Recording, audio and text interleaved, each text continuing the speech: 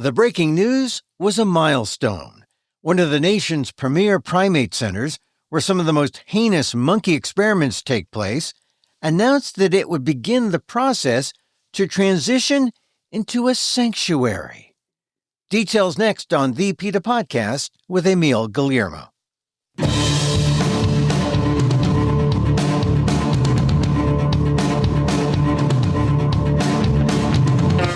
Welcome to the PETA podcast. I'm Emil Guillermo, your host for this inside look at animal rights, brought to you by PETA, the largest animal rights organization in the world. On this episode, the Oregon Health and Science University's Board of Directors unanimously passed a resolution to begin the process that would end the work of its Oregon National Primate Research Center. The university will now negotiate with the Primate Center's main funder, the National Institutes of Health, NIH, on drawing up the transition plan for the 60-year-old Primate Center, a house of torture and pain for monkeys, to become a sanctuary. The center kills about 1,300 monkeys a year, but breeds to keep the number of imprisoned monkeys to about 5,000. That will stop as negotiations continue. So is it just a good first step or more significant than that? Here's my conversation with PETA's Amy Meyer, Associate Director of Primate Experimentation Campaigns, on what happened in Oregon and why it should make animal and science lovers cheer, on the PETA podcast with Emil Guillermo.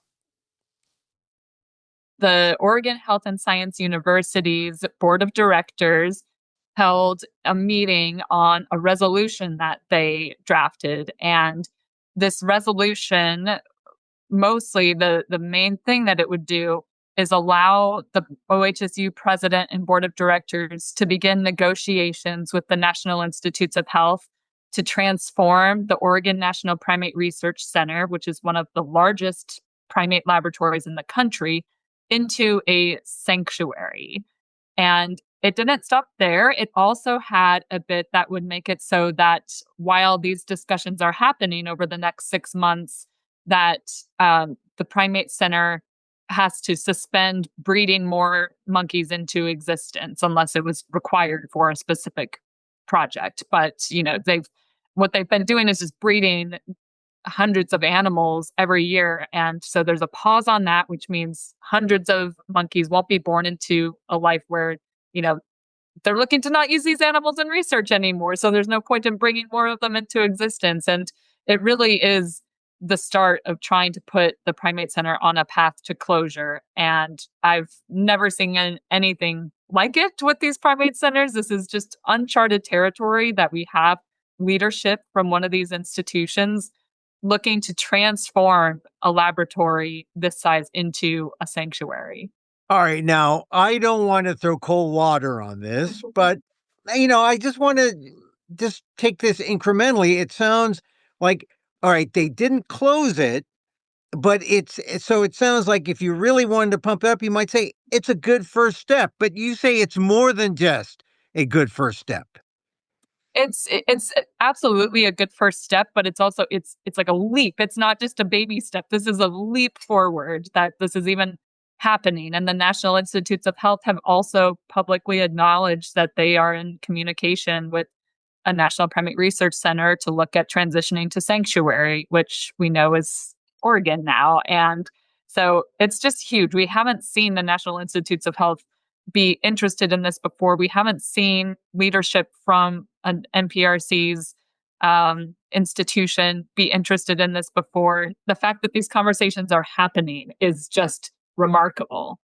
Now, tell me about the system and how it's set up nationwide. There are how many primate centers nationwide?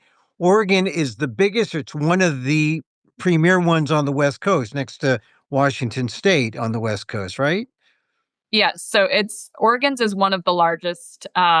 Oregon's has more than 5,000 monkeys confined there. Mm-hmm. And then there's 6 other national primate research centers around the country. There's Washington's, which is at University of Washington.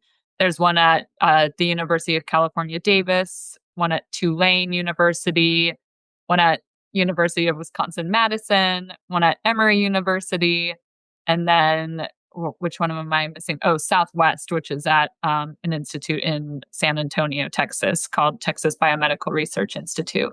I mean, it's significant to know where these things are on the map because I think the last one to close was Harvard's back, 5, 10 years ago? Yeah, that was at least 10 years. Yeah, I think right about 10 years ago, Harvard shut theirs down. And you would think that if Harvard shut down, then maybe all of them would, but that hasn't been the case. Why, do you think? That's a good question. Harvard is the top medical research university in the country.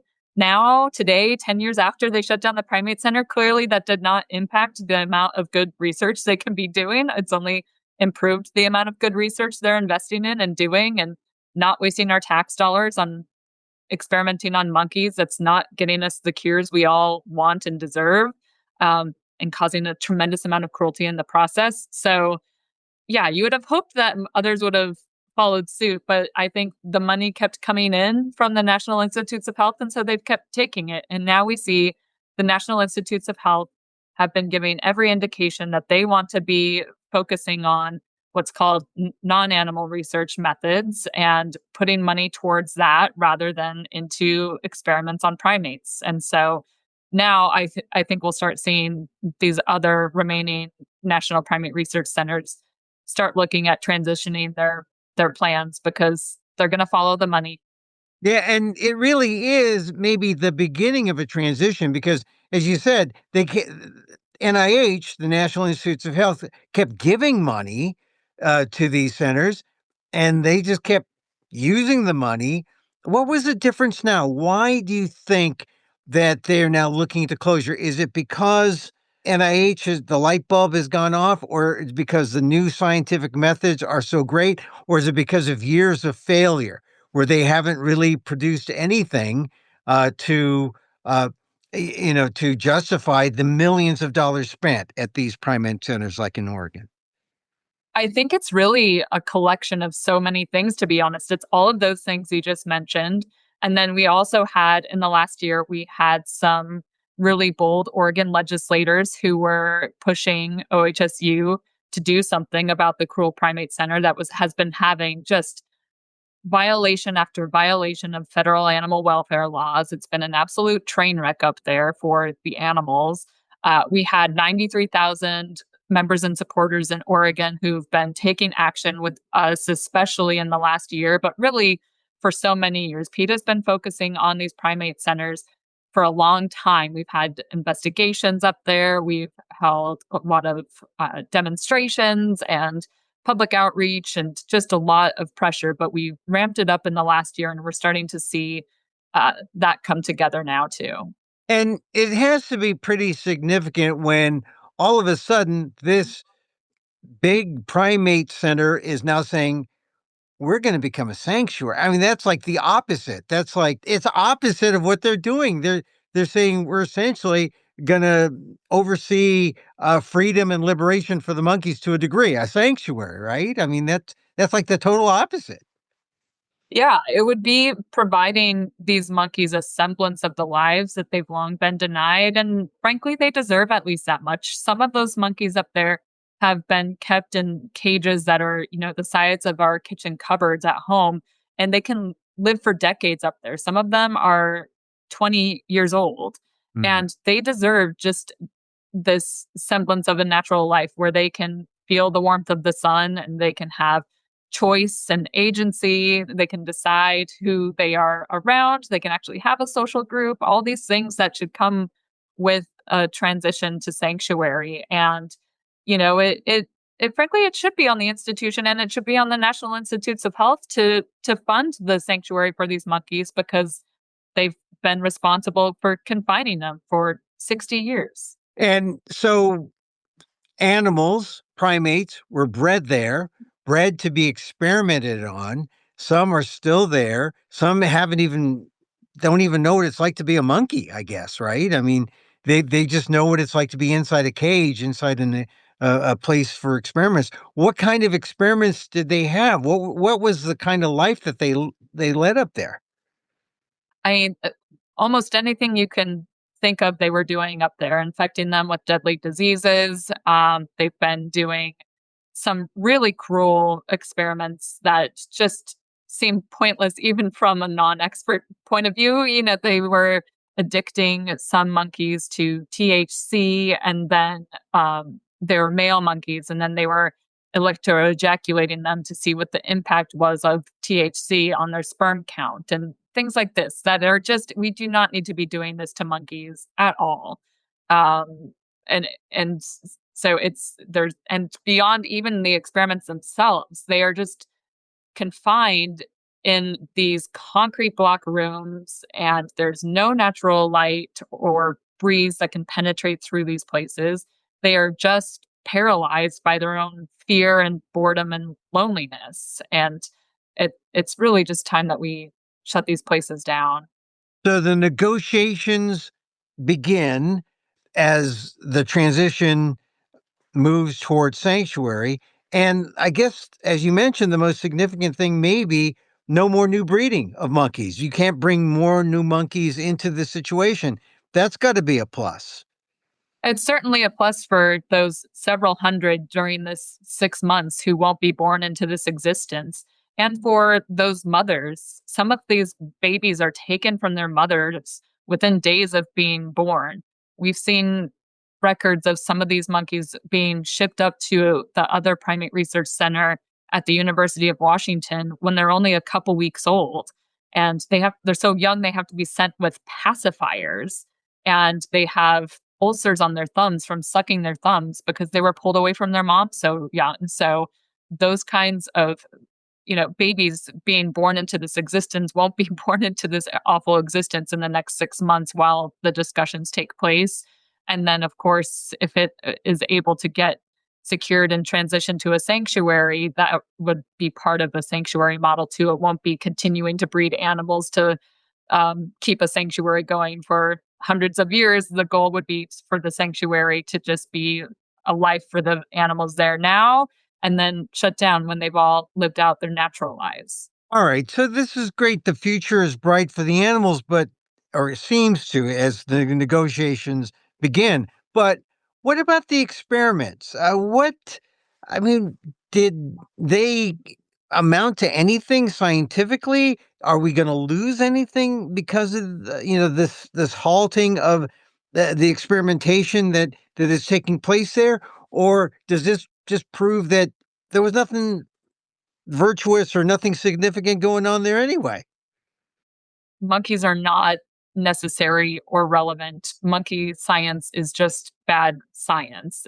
Monkeys are not miniature humans, and the more we learn about these experiments on monkeys, the more we learn of how they are not a good model for human diseases. Not only are they a different species, but they're also like their anatomy, their biology, their basic physiology and anatomy is so compromised because they themselves are living in a profoundly unnatural state. I wouldn't want to rely on research for my own human health on a person who was confined in this kind of environment because they're driven insane, and that's going to impact your data. And there was a great neuroscientist at the meeting who brought up some of those issues as well. But fortunately, we don't have to choose between the monkeys and the humans. We can save both of us by doing away with these experiments on monkeys and investing in modern, non-animal and human relevant research methods, which is the direction the federal government is going in. Well, and that sounds like a wise choice, and we'll talk about that in a second. But you did mention being at that board meeting this week, and that must have been like a debate between people who wanted the primate center shut down because it's cruel, it's no value to science, and there must have been people who said, "Hey, wait a minute!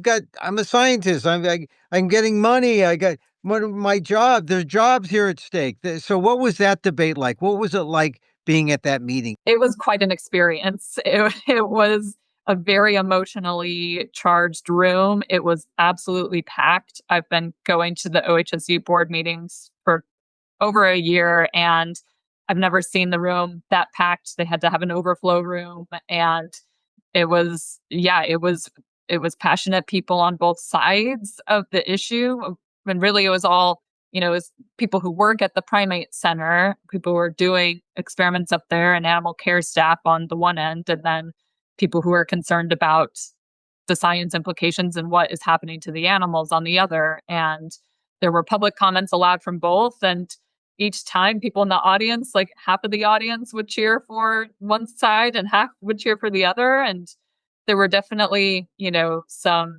unkind things said from people who work in the Primate Center to some of our supporters. And they had some offensive language on science directed at PETA and us, but we stayed very just professional and wanted to get our message clear to the board.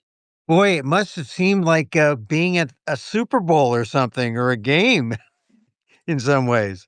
Yeah, it was definitely divisive. It was Yeah. absolutely divisive, and it was yeah, so it was quite the experience to see. And I don't know of a time where I've seen that many people on like the far ends of this issue, people who are so passionate that they will take off work on a Monday to come be a presence for the animals, and then people who are experimenting on these animals all in the same room. It was a very unique day. Well, tell me about the board. The board is how many members, and they had to hear this, and they had to be persuaded one side or the other. How many votes were needed? What was the ultimate vote? And I guess which side? I guess we know who won the persuasion battle, but what was it like? And was there a turning point where you said, "Oh, here's the testimony that is swinging the board around back to the animal rights side"? Yeah, I think there was a lot of really good testimony given at the meeting. And I believe there are 8 members on the board of directors and the president of the university. They're all there. And they did give some comments before they made their vote, and it ended up being a unanimous vote in support of the resolution. So the entire board voted in support of the resolution. One thing that some of them did say that was like trying to, I think, ease concerns from the people at the Primate Center was that, this isn't the final answer. This is authorizing us to begin negotiations, like to see where we can get. As you said, this is a one-step thing, but I it was clear that the the industry that is experimenting on animals, not only just this primate center, but across the country, who were rallying, trying to pressure the board, they see how huge of a leap that this is, and so do we. This is such a huge leap of progress for monkeys and for good science. Yeah, and not just a leap because you want to close it down, but it's a necessary leap, as you say, for science. So talk about the science, because in the end, I mean, because if it's researchers against researchers, you have one generation saying we like to do it this way, the old way, and these new researchers saying, well, we could do better science and get to better answers this new modern way. Tell me what's in the offing if you get rid of the primates and you just go with these new ways. Do we have better science, better results for people? Absolutely. There's cutting edge non animal research methods like computer simulations and 3D cultures of human cells, and they're already available now. And they've been shown time and again to be more accurate than the crude and lethal experiments on animals. And the NIH has been announcing bold plans to be embracing these human relevant methods. They're investing in them. So it's really wise that OHSU is recognizing this and recognizing that it will fall behind and continue to lose money. They lose money every year on the Primate Center already, if they're not moving to embrace more effective science and science of the future. Yeah, and this negotiation is beginning, but is there a sense that from the other side, the non-animal rights side, that maybe we can rally and we can get them to flip over and see it the old science way? Or does this look like an inevitable, this is part of, modern science, and you're going to adopt AI stuff. This is like, the rest of society adopting AI stuff. Modern science has to go in this new direction. Or do you think the old guard has a chance to maybe say, yeah, those monkeys, we really need those monkeys.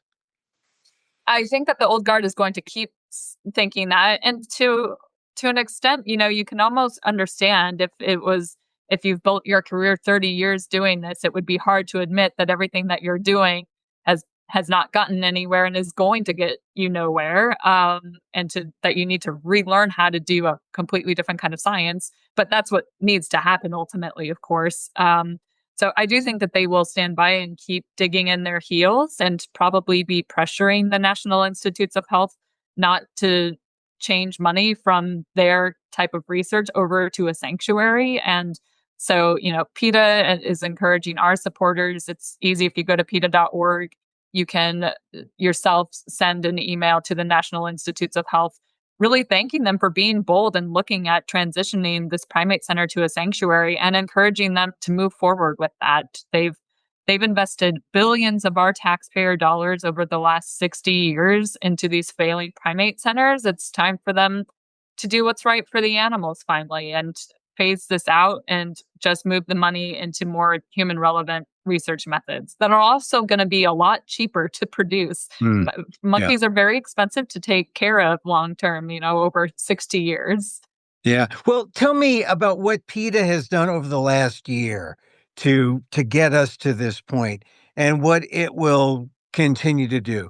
And how effective. Clearly, it was effective if we got a vote to the board and the board said, "Yeah, let's take this big leap toward sanctuaries." But tell me about the activity of PETA to date and what's going to continue to keep the pressure on so that people are assured the board makes the right decision. Well, like always, PETA is pursuing every angle possible to keep pressure on anywhere that is experimenting on animals. And in the last year, especially as we've ramped up our efforts, we were working with state legislators to try to work from a legislative angle. And they passed a budget note requiring OHSU to look into what it would cost to transition to a sanctuary and requiring OHSU not to spend any state funds on the Primate Center. We've held some really creative demonstrations. We've brought these enormous binocular displays to campus and to uh, the legislature here that show the contrast of monkeys in their natural homes versus how they are forced to live in primate centers like the Oregon National Primate Research Center. We did light up banners over interstates and other creative demonstrations. We've been at all the board meetings providing public comment. We've been pressuring the USDA to issue citations when there's been violations reported by whistleblowers to us. We've had multiple whistleblowers come to us because we are the last hope of creating change that they can see. So really, it's just been every angle possible, advertisements to raise public awareness. And we're going to keep doing that until this place is shut down. There's no more experiments happening, and these monkeys get that chance of a life worth living. Now, for the benefit of people who are supporters of PETA, who donate, who do the activism and the email, what's a kind of behind the scenes thing that you can share to help them understand how their efforts are important, how their efforts have helped you and the people who are there on the ground achieve what they did this week with getting the board to move toward sanctuaries.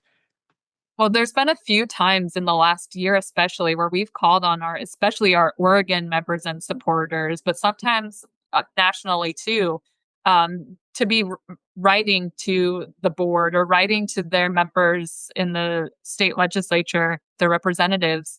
And it's made such a tremendous impact because they're getting thousands of messages. They see how much people care about this and how many of their constituents, if they're representatives, or just people in the community, it's very clear that the majority of people want the primate center to close, just like the majority of people in America don't support experimenting on animals generally. But sometimes these leaders don't know that, and so it's so hugely helpful. And the fact that we had, I think, nearly 60 people show up in support of us at that board meeting on a Monday morning, it made a huge impact, I think, for the board to see all of those people.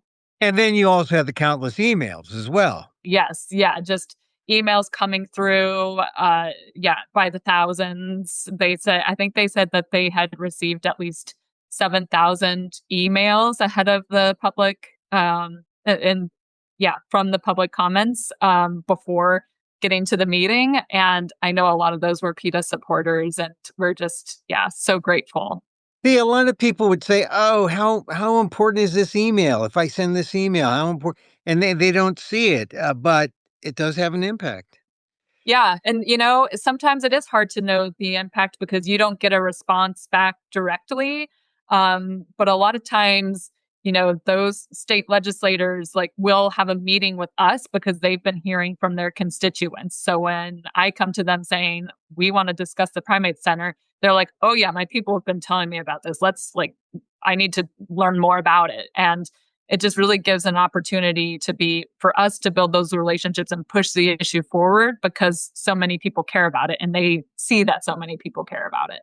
And so what's next? And I guess the pressure, you got to keep putting the pressure on, even though you're negotiating, you got to put the pressure on because certainly the other side isn't giving up and they're going to try to think of counter arguments or counter things to do to mess up this period, which is what, a 6-month negotiation period? That's right. Yeah. And again, we are so grateful to the OHSU president and board of directors that they are willing to take this huge step, even in the face of being confronted very quite aggressively from some of their faculty. They're still willing to do this. So we have a tremendous amount of faith in them that they are really trying to do right here.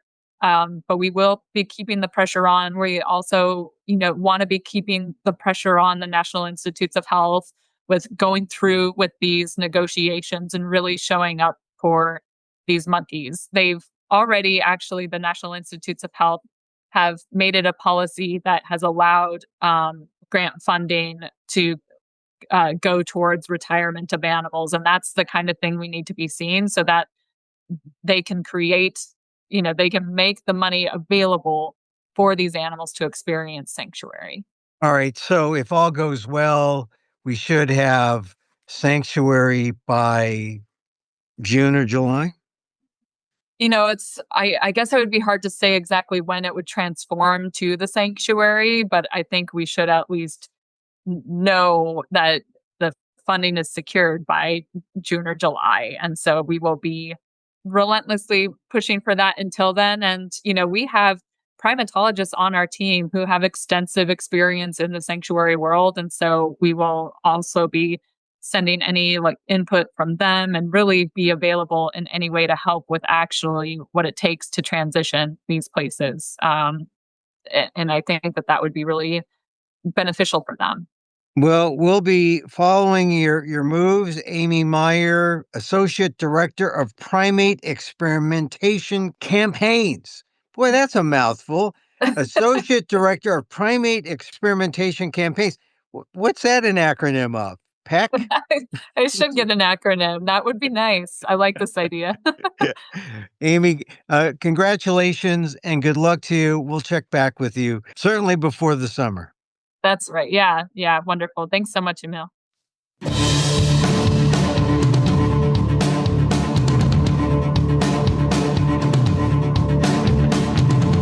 PETA's Amy Meyer, Associate Director of Primate Experimentation Campaigns, explaining why just starting the negotiation period is a big deal as the Oregon National Primate Center builds its plan to turn into a sanctuary for monkeys. And it's a move toward being on the cutting edge of non-animal science and maybe even the beginning of the end of all the other national primate research centers. Remember, Harvard shut down years ago, and it's been a while for the others to sort of fall like dominoes, but I think this may be a key thing, especially when you have the Primate Center negotiating with NIH, because they just want the funding dollars to mean something, to mean better science and mean mean cures for people. That's not what has happened after 60 years at the Oregon National Primate Center. For more, go to PETA.org. And that's our show for today. Thank you for listening. Don't forget to send the link of this show to your friends. Tell them you like the PETA podcast. You can contact us at PETA.org. You can see me at AMOK.com. Once again, thank you for listening. Check out all our episodes on your favorite podcast app or on Apple Podcasts, where you can subscribe to as well as rate and review the show. It helps get the word out about the issues you care about. Our music is provided by CarbonWorks. Check them out on YouTube. And join us again next time for more insight into animal rights and the fight for a cruelty-free world on the PETA Podcast. I'm Emil Guillermo.